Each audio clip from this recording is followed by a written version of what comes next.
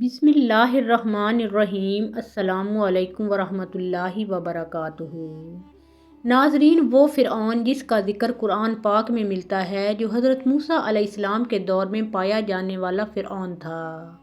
فرعون بدبخت کا تعلق قبیلہ قبطیہ سے تھا اور اس کی عمر 400 سال تھی۔ اس 400 سال کی عمر میں نہ تو وہ کبھی بیمار ہوا اور نہ ہی کبھی اس کے سر میں درد ہوا اور نہ ہی کوئی دشمن اس پر غالب آ سکا۔ اس کا چہرہ تانبے کی طرح چمکتا تھا، اسی وجہ سے یہودی اس کو قبوس کہا کرتے تھے۔ فرعون بادشاہ بننے سے پہلے محنت مزدوری اور تجارت کیا کرتا تھا۔ ایک دن یہ محنت مزدوری سے تنگ آ کر بازار کی طرف نکلا اور وہاں پر اس کی ملاقات حامان سے ہوئی۔ دیکھتے ہی دیکھتے ان دونوں بدبختوں کی ملاقات دوستی میں بدل گئی، اگرچہ یہ دونوں ملعون کام کی تلاش میں شہر کی طرف روانہ ہو گئے اور ان دنوں شہر میں خربوزوں کی خرید و فروخت کا کام زیادہ تھا۔ اس طرح یہ دونوں بدبخت ایک خربوزے والے کے پاس گئے اور اس سے کام مانگا۔ چنانچہ اس وقت اس خربوزے والے نے ان دونوں سے کہا، میرے خربوزے لے جاؤ اور بازار میں جا کر فروخت کرو۔ جب یہ مال تم دونوں فروخت کر لوگے تو میں تمہیں کھانے کے لیے کچھ دے دوں گا۔ اس وقت خربوزے والے کی یہ بات سن کر فرعون نے حامان سے کہا کہ تم یہیں ٹھہرو اور میں یہ خربوزے لے جاتا ہوں اور بازار میں فروخت کر آتا ہوں۔ چنانچہ ایسا ہی کیا گیا۔ فرعون وہ خربوزے لے کر شہر کی طرف چلا گیا اور وہاں جا کر فرعون نے دکانداروں سے خربوزے خریدنے کا کہا۔ تو اس وقت دکانداروں نے فرعون سے کہا، ہم تو سودا ادھار پر خریدتے ہیں اور فروخت کرنے کے بعد اس کی رقم ادا کرتے ہیں اور یہاں کا یہی دستور ہے۔ چنانچہ دکانداروں کی یہ بات سن کر فرعون کچھ دیر کے لیے خاموش ہو گیا اور پھر اسی وعدے پر وہ سامان فروخت کر کے واپس چلا آیا۔ واپس آ کر خربوزے کے مالک سے کہا، مجھے یہ کام اچھا نہیں لگتا۔ اتنا بول کر فرعون وہاں سے چلا گیا۔ اب فرعون کو کسی اچھے کام کی تلاش تھی جس کی وجہ سے فرعون زیادہ سے زیادہ مال و دولت اور روپیہ پیسہ کما سکے۔ اس کے بعد فرعون بادشاہ مصر کے دربار میں چلا گیا اور اس کی خدمت میں جا کر درخواست پیش کر دی کہ میں بہت دور سے آیا ہوں، میں بہت غریب ہوں اور مجھے کسی کام کی تلاش ہے اور میں کھانے پینے سے بھی عاجز ہوں۔ برائے مہربانی اپنی سلطنت مصر کے اسی شہر میں بطور فدوی مجھے کوئی کام دے دیا جائے اور اس غلام کو اس جگہ پر مامور فرما کر سرفراز کیا جائے۔ چنانچہ اس وقت فرعون کی یہ بات سن کر مصر کے بادشاہ نے کہا کہ تو کون سا کام کرنا چاہتا ہے؟ چنانچہ بادشاہ کی یہ بات سن کر فرعون نے کہا کہ مجھے مصر کے قبرستان کی دروگی دے دی جائے اور اس کے بدلے میں کچھ رقم فدیے کے طور پر شاہی خزانے میں جمع کروایا کروں گا اور باقی رقم اپنے پاس رکھوں گا اور میری اجازت کے بغیر مصر کے اس قبرستان میں کوئی بھی مردہ دفن نہ ہوگا۔ یہ بات سن کر اس وقت کے بادشاہ مصر نے فرعون کو مصر کے قبرستان کی دروگی دے دی۔ چنانچہ اس طرح مصر کے قبرستان کی دروگی ملتے ہی فرعون بہت خوش ہوا اور خوشی خوشی جا کر قبرستان کے دروازے پر بیٹھ گیا اور انتظار کرنے لگا کہ اب کون آئے گا جو اپنے مردے کو قبرستان میں دفن کرے گا۔ ناظرین کرام، اللہ تعالیٰ کے حکم سے ایسا ہوا کہ اسی سال مصر میں ایک وبا پھیل گئی جس کی وجہ سے مصر کے بہت سارے لوگ مرنا شروع ہو گئے۔ فرعون نے جب یہ دیکھا تو اس نے ہر لاش کے بدلے ان کے وارثوں سے ایک ایک سونے کا درہم لینا شروع کر دیا اور اس کے بعد کچھ ہی دنوں میں فرعون کے پاس بہت ساری دولت جمع ہو گئی اور فرعون امیر ہو گیا۔ اتنا زیادہ مال و دولت اکٹھا ہو جانے کے بعد فرعون نے سوچا کیوں نہ مصر کے تمام قبرستان کو اپنے انڈر میں کیا جائے۔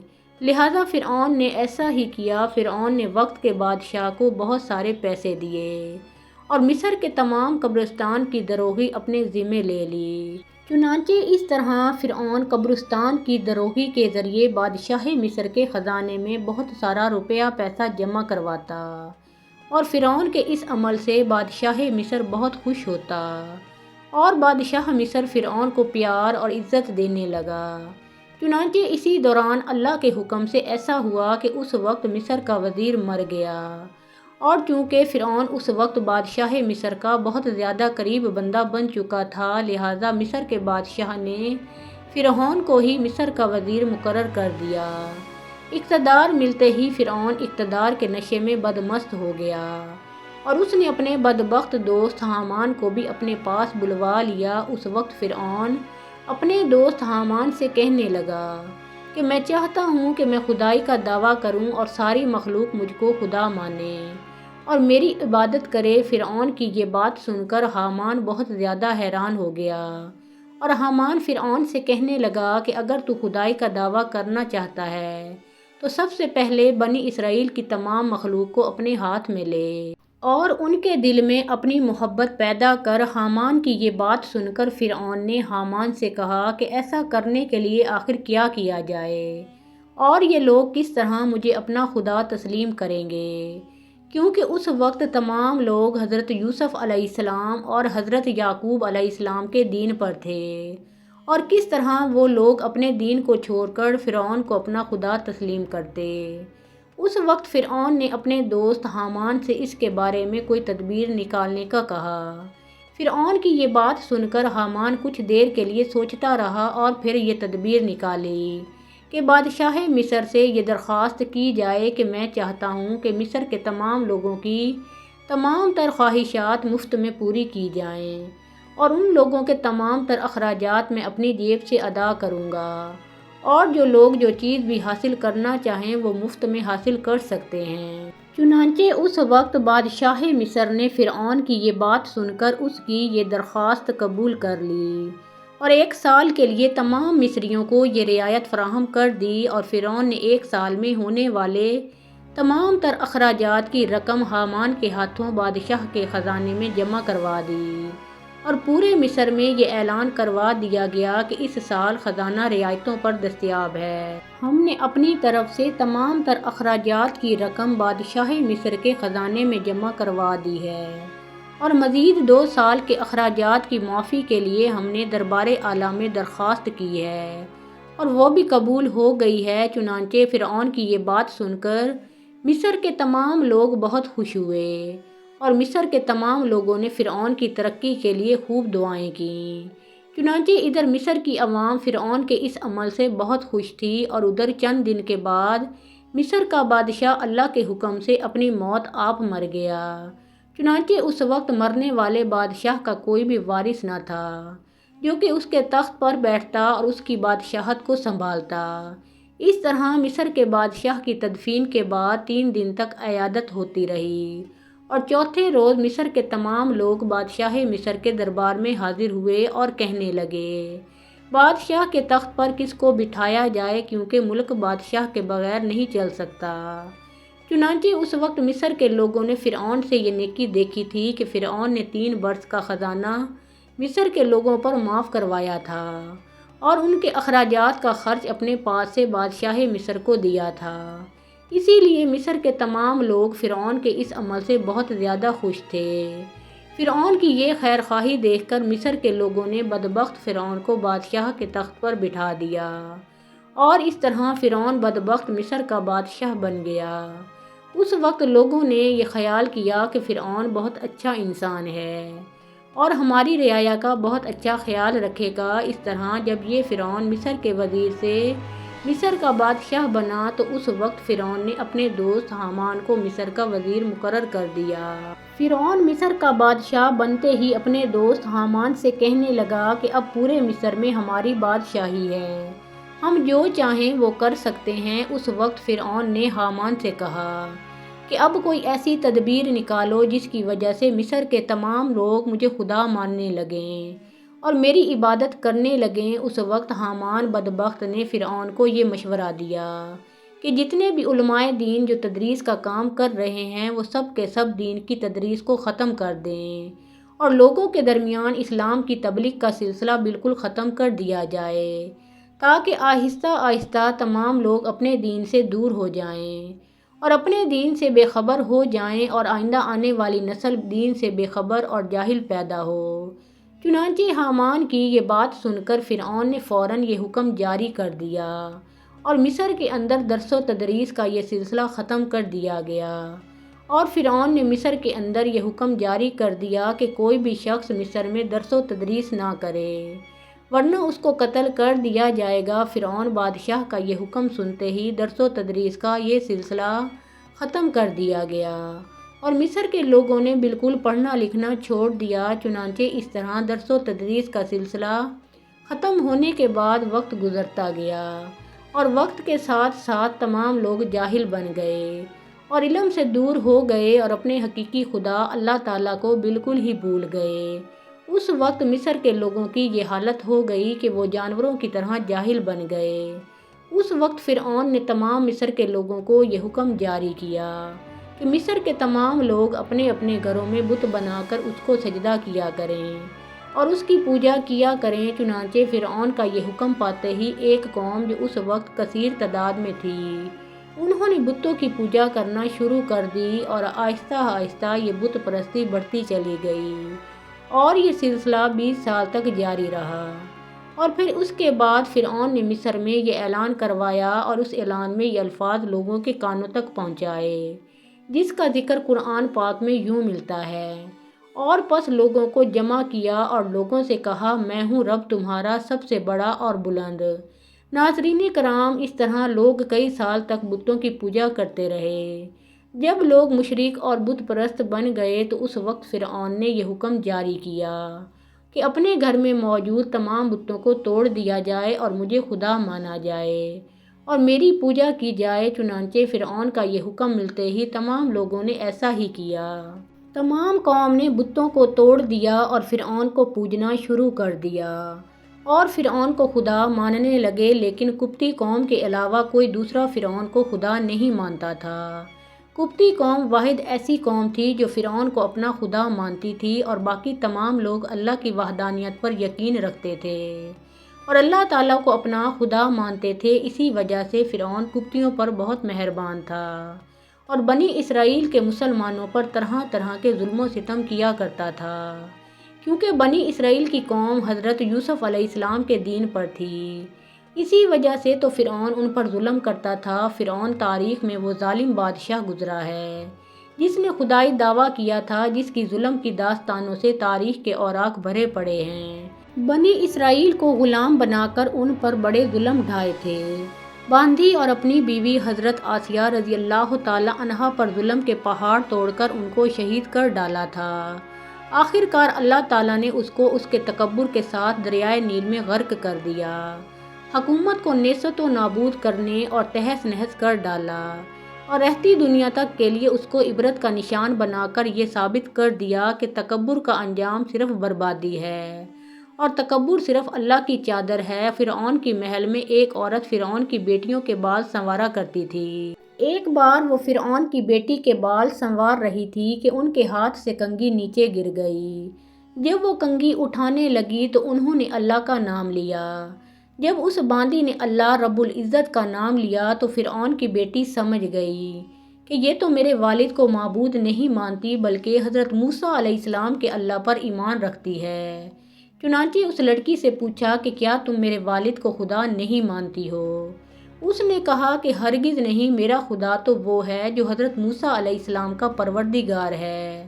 جب لڑکی نے دو ٹوک جواب سنا تو وہ اٹھ کر اپنے باپ کے پاس گئی اور کہنے لگی کہ آپ کے محل میں آپ کی زیر سایہ رہنے والی عورت آپ کو تو خدا ہی نہیں مانتی۔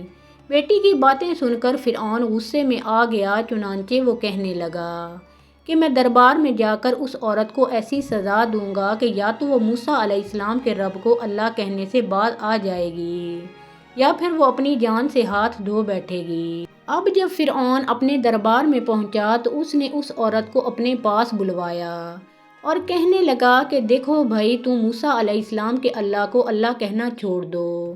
وہ کہنے لگی کہ ہرگز نہیں، تو اس نے اس کو بڑا ڈرایا دھمکایا، مگر وہ کہنے لگی کہ اب تم جو کچھ کر سکتے ہو کر لو، میں پیچھے نہیں ہٹوں گی۔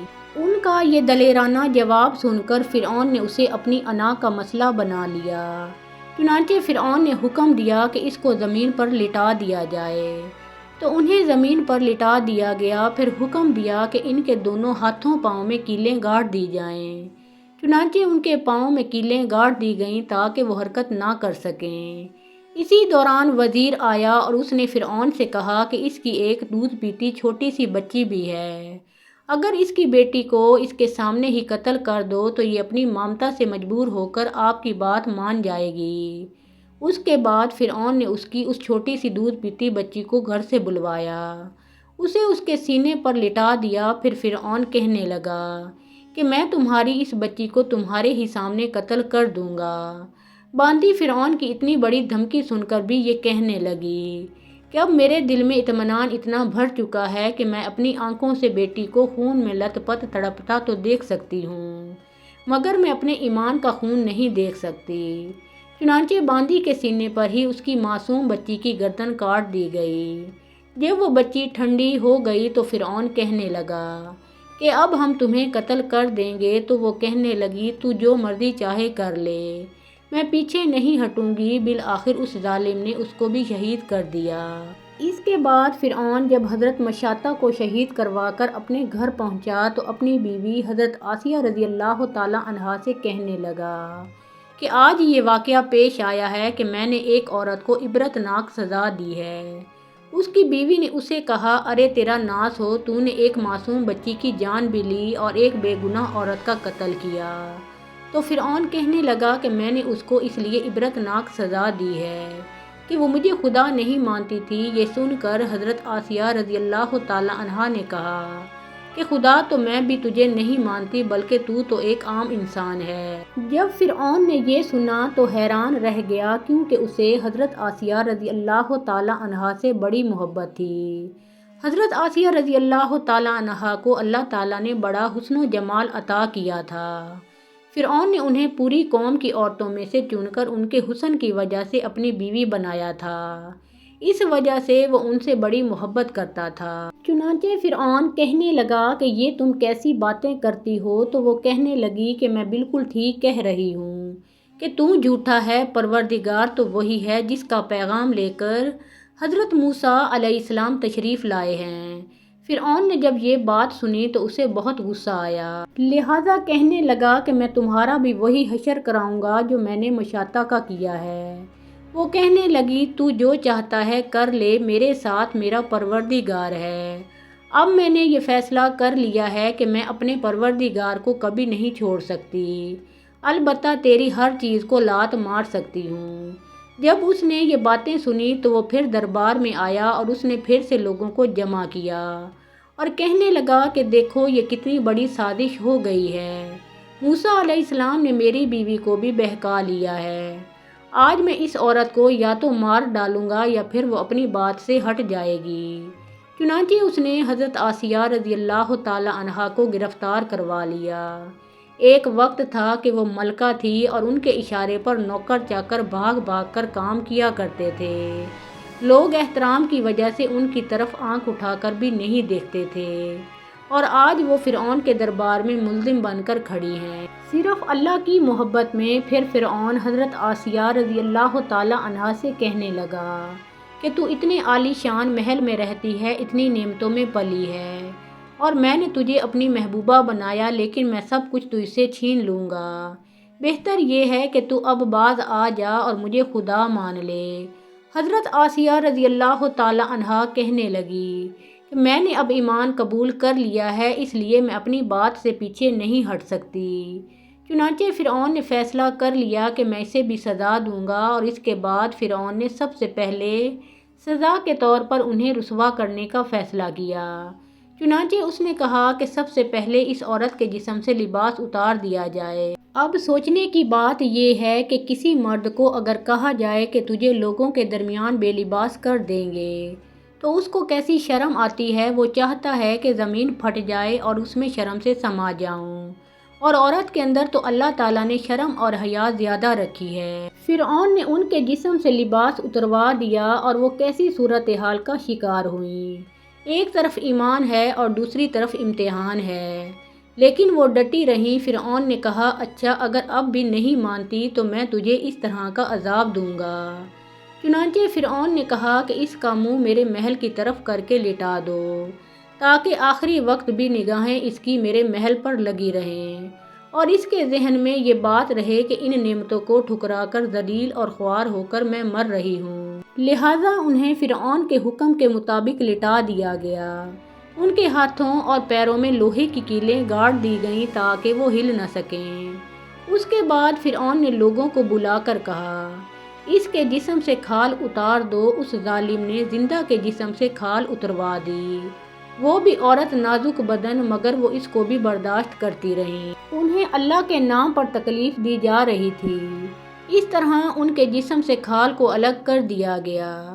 اللہ کی شان دیکھیں کہ وہ ابھی بھی زندہ تھیں، مگر جسم زخم زخم بن چکا تھا۔ فرعون کا دل اب تک ٹھنڈا نہیں ہوا تھا، چنانچہ وہ کہنے لگا، مرچیں لاؤ اور اس کے پورے جسم پر مرچیں چھڑک دو۔